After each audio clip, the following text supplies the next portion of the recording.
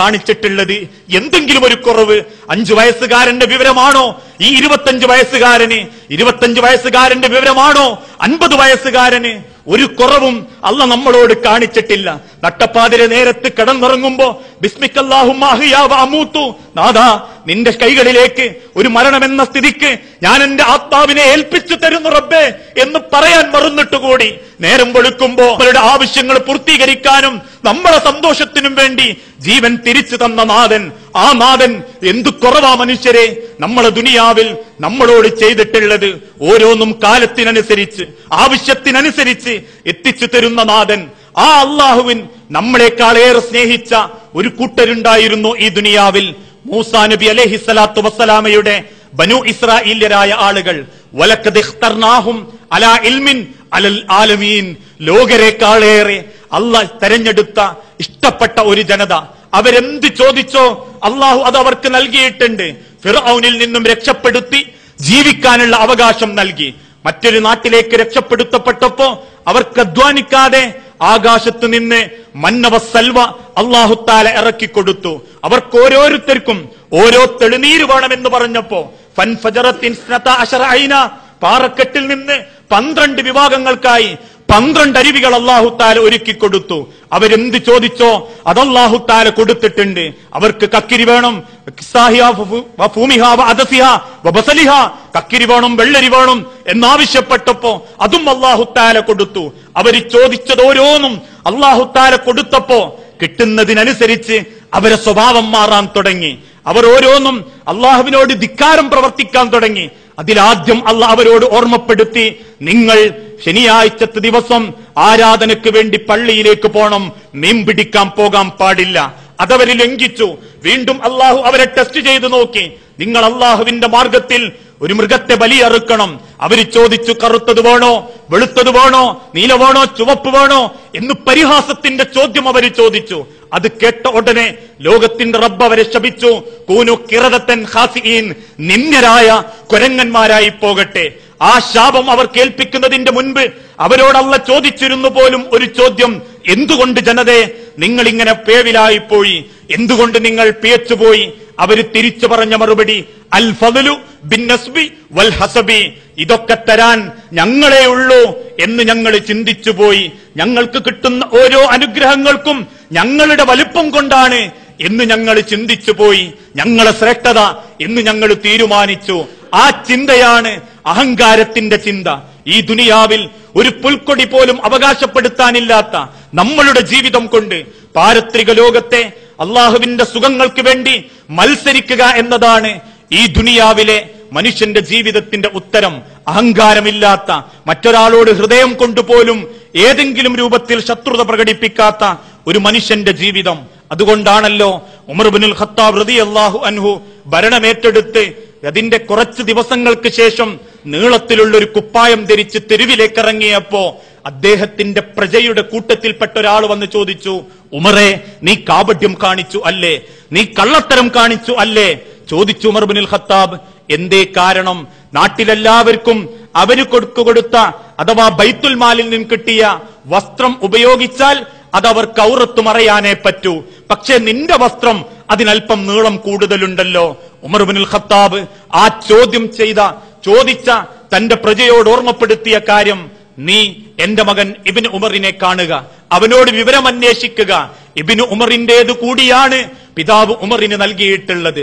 ആ ഒരു പക്വത, ആ രൂപത്തിലുള്ള ഇടപെടലുകൾ സമൂഹത്തോട്, കുടുംബത്തോട് നമ്മളുടെ ജീവിതം കൊണ്ട് പ്രകടമാക്കാൻ നമ്മെ കൊണ്ട് സാധിക്കണം. ആ ഒരു അവസ്ഥയിലൂടെ ജീവിതം മുൻപോട്ട് കൊണ്ടുപോകുമ്പോ തീർച്ചയായും ഇസ്ലാം പഠിപ്പിച്ച ഓരോ സംസ്കാരങ്ങളെയും അതിന്റെ മഹത്വത്തോടെ തിരിച്ചറിഞ്ഞ് ഉൾക്കൊള്ളാൻ നമുക്ക് സാധിക്കും. അതുകൊണ്ടാ ഈ ചരിത്രങ്ങളെല്ലാം വിശദീകരിച്ച് ഇബ്നു അബ്ബാസ് റളിയല്ലാഹു അൻഹു ഓർമ്മപ്പെടുത്തി, നിസ്സാരമായ ചില കാര്യങ്ങൾ അതിന്റെ ഗൗരവം നമുക്കറിയാതിരിക്കാനുള്ള കാരണം നമ്മളെ മനസ്സിൽ അഹന്തയും അഹങ്കാരവും ഉള്ളതുകൊണ്ടാ. അതിന്റെ ഒന്നാമത്തെ കാരണം, ഒരു വ്യക്തിയെ കാണുമ്പോ സലാം പറയാൻ പോലും നമ്മക്കാദ്യം ഒന്ന് പറഞ്ഞാൽ തന്നെ ആ പറഞ്ഞത് സലാമാണോ എന്ന് കേൾക്കുന്ന വ്യക്തിക്ക് പോലും തിരിച്ചറിയാത്ത കോലത്തിലാ നമ്മളൊരു വ്യക്തിയോട് സലാം പറയാറുള്ളത്. ഒരിക്കൽ മദീനത്തെ പള്ളിയിലിരിക്കുന്ന സമയത്ത് ഒരു സ്വഹാബി കയറി വന്ന് റസൂലുള്ളാന്റെ നേരെ നോക്കിയിട്ട് പറഞ്ഞു, അസ്സലാമു അലൈക്കും യാ റസൂലല്ലാഹ്, അസ്സലാമു അലൈക്കും റസൂലേ. അള്ളാഹുവിന്റെ റസൂല് പുഞ്ചിരിയോടെ പറഞ്ഞു, എന്റെ 10 പാപങ്ങൾ അള്ളാഹ് പൊറുത്തിട്ടുണ്ട്, 10 നന്മകൾ അള്ളാഹ് വരവ് വെച്ചിട്ടുണ്ട്. അല്പസമയം കഴിഞ്ഞ് മറ്റൊരു സഹാബി വന്നു, അസ്സലാമു അലൈക്കും വറഹ്മത്തുള്ളാഹി യാ റസൂലല്ലാഹ്. അള്ളാഹുവിന്റെ റസൂല് പുഞ്ചിരിയോടെ പറഞ്ഞു, 20 നന്മകൾ അള്ളാഹ് വരവ് വെച്ചു, 20 തിന്മകൾ അള്ളാഹ് മായ്ച്ചു കളഞ്ഞു. വീണ്ടും ഒരു സഹാബി വന്നു, അസ്സലാമു അലൈക്കും വറഹ്മത്തുള്ളാഹി വബറകാതുഹു യാ റസൂലല്ലാഹ്. അള്ളാഹുവിന്റെ റസൂല് ആ പറഞ്ഞ സഹാബിന്റെ കൈ കൂട്ടിപ്പിടിച്ചിട്ട് പറഞ്ഞു, നിന്റെ 30 പാപങ്ങൾ അള്ളാഹു താല പൊറുത്തിട്ടുണ്ട്, 30 നന്മകൾ അള്ളാഹ് നിനക്ക് വരവ് വെച്ചിട്ടുണ്ട്. ഇന്നത്തെ കാലഘട്ടത്തിൽ ആ പറച്ചില് പോലും ഒന്ന് നല്ലോണം പറയാൻ മനസ്സിന്റെ വലുപ്പം കാണിക്കാത്ത ആളുകളുണ്ട് നമ്മളെ കൂട്ടത്തിൽ.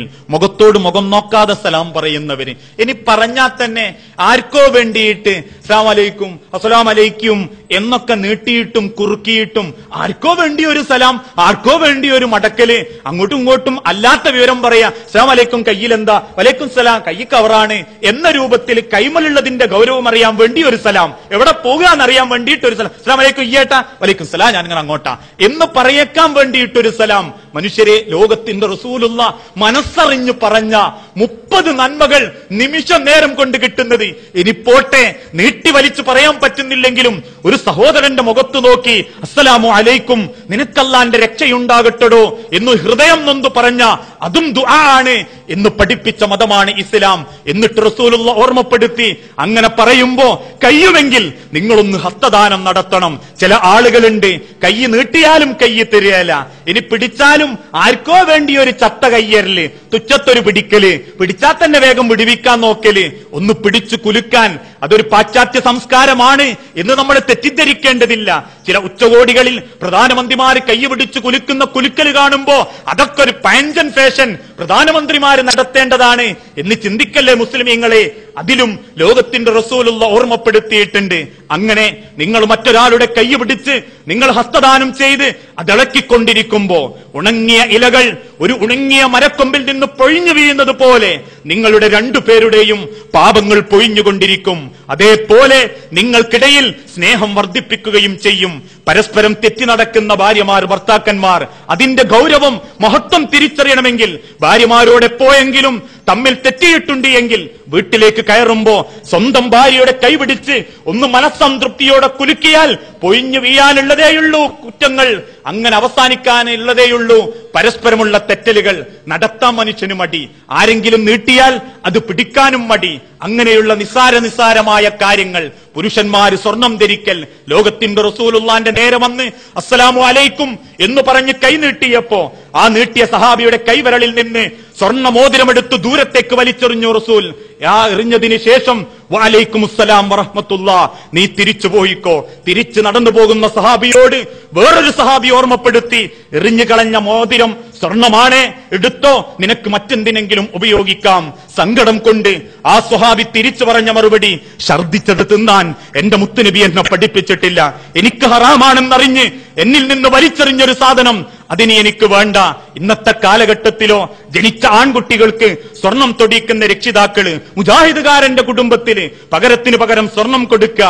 അവന്റെ മകൻ ജനിച്ചപ്പോ ഞാൻ അവന് സ്വർണം കൊടുത്തിട്ടുണ്ട്, അതുകൊണ്ട് ആൺകുട്ടി എനിക്ക് ജനിച്ചിട്ടുണ്ടോ, എനിക്ക് അവൻ സ്വർണം തന്നേ മതിയാകൂ. അത് വളയാവാം, ബ്രേസ്ലെറ്റ് ആവാം, മോതിരമാകാം. അവിടെയും തീരാതെ മകളെ കെട്ടിയ ചെറുപ്പക്കാരന് സ്വർണത്തിന്റെ അംശമുള്ള വാച്ച് കൊടുക്കുന്ന കുടുംബക്കാരുണ്ട്. മകളെ കെട്ടിയ പുതിയാപ്ലയ്ക്ക് ഉമ്മാന്റെ വക ഒരു കണ്ടോശാര പാരിതോഷികം, റേഡോ വാച്ച്, ആ രൂപങ്ങളിൽ സ്വർണത്തിന്റെ അംശങ്ങളുള്ള വാച്ചുകൾ.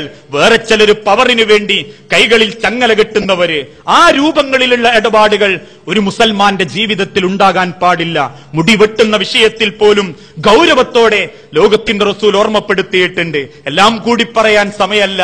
ഞാൻ സൂചിപ്പിക്കപ്പെട്ടത്, നേരം വെളുക്കുമ്പോ താൻ എഴുന്നേൽക്കുന്ന എഴുന്നേൽപ്പിൽ നിന്ന് വലതു ഭാഗത്തേക്ക് ചെരിഞ്ഞ് അൽഹംദുലില്ലാഹില്ലദീ അഹ്യാനാ ബഅദമാ അമാതനാ വഇലൈഹിൻ നുശൂർ, പുണ്യം ഒന്ന് രേഖപ്പെടുത്തപ്പെട്ടു. മുറ്റത്തേക്ക് ഇറങ്ങിയിട്ടില്ല, അകഭാഗത്ത് ചുറ്റിക്കളിക്കുന്നേയുള്ളൂ. ബാത്റൂമിലേക്ക് കയറണം. ആ ബാത്റൂമിലേക്ക് കയറുന്നതിന്റെ മുൻപ് അള്ളാഹു പഠിപ്പിച്ച, റസൂലുള്ള ഓർമ്മപ്പെടുത്തിയ ദിക്റുകൾ ചൊല്ലുക.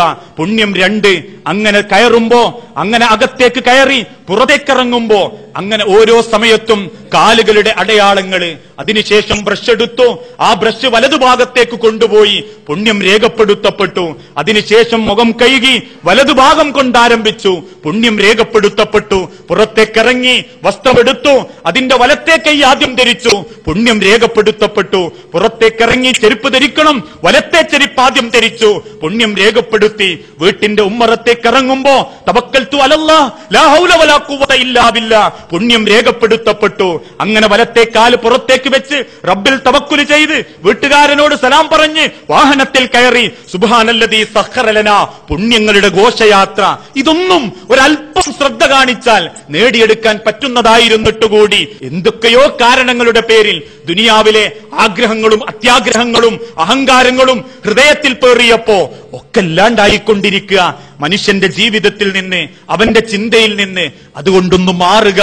അവനവന് പാരത്രിക ലോകത്തേക്ക് ചെല്ലുമ്പോ അള്ളാഹുവിന്റെ കോടതിയിൽ കാണിക്കാൻ നമ്മൾ ചെയ്തു കൂട്ടുന്ന നന്മകളെ ഉണ്ടാകൂ എന്ന തിരിച്ചറിവോടെ തന്നെ ജീവിതത്തിൽ നിസാരമായി കളയുന്ന നിഷിദ്ധമാക്കപ്പെട്ട കാര്യങ്ങളിൽ നിന്ന് മാറി നിൽക്കുന്നതോടൊപ്പം നിസാരമാക്കപ്പെട്ട സുന്നത്തുകളെ ആവേശത്തോടെ സ്വീകരിക്കാനും നമുക്ക് സാധിക്കണം. ആ രൂപത്തിൽ ചിന്തിക്കുകയും ജീവിതത്തെ ചിട്ടപ്പെടുത്തുകയും ചെയ്യുന്ന യഥാർത്ഥ വിശ്വാസികളുടെ കൂട്ടത്തിൽ ഉൾപ്പെടുക.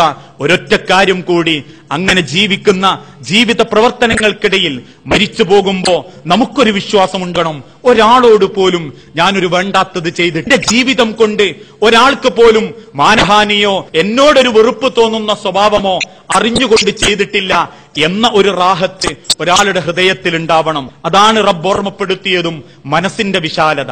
ആ വിശാലത നേടിയെടുക്കാൻ നമ്മൾ ഓരോരുത്തരും പരിശ്രമിക്കുക. കാരണം